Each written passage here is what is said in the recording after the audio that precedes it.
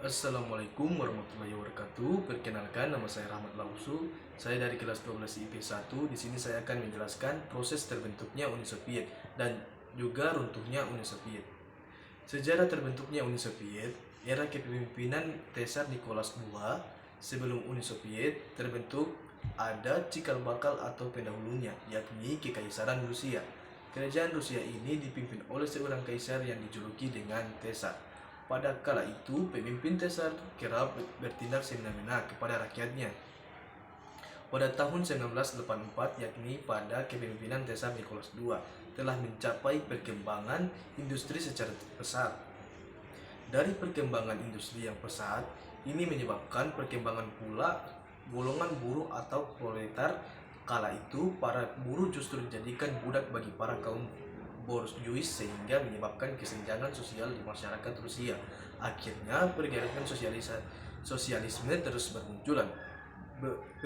Perlu diketahui bahwa Kekaisaran Tsar Nicholas II ini runtuh disebabkan oleh banyak hal. Salah satunya adalah peristiwa Minggu Berdarah yang terjadi pada 22 Januari 1905. Berdirinya Uni Soviet.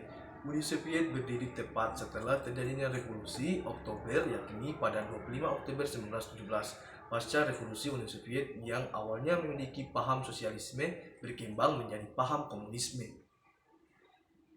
Runtuhnya Uni Soviet. Pada pasal 72, Konstitusi Uni Soviet yang merupakan produk dari Mikhail Gorbachev berisi tentang negara bagian memiliki kebebasan untuk melepaskan diri.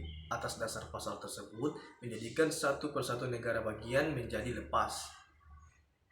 Akhirnya, akibat adanya pasal 72 Konstitusi Uni Soviet yang telah dijelaskan sebelumnya, menjadikan satu persatu negara bagian melepaskan diri dari membentuk negara merdeka sendiri.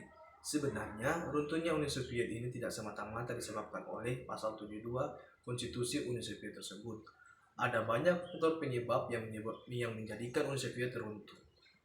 Faktor penyebab runtuhnya Uni Soviet: 1.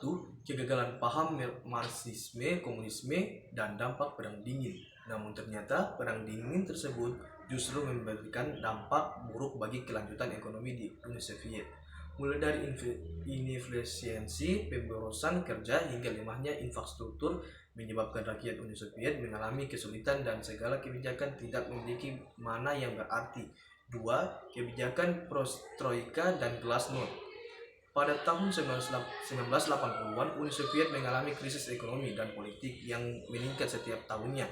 Adanya krisis tersebut tentu saja meningkatkan tindakan kriminalitas dan korupsi.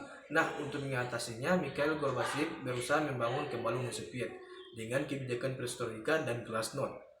Sekian cerita sejarah runtuhnya Uni Soviet dari saya. Wassalamualaikum warahmatullahi wabarakatuh.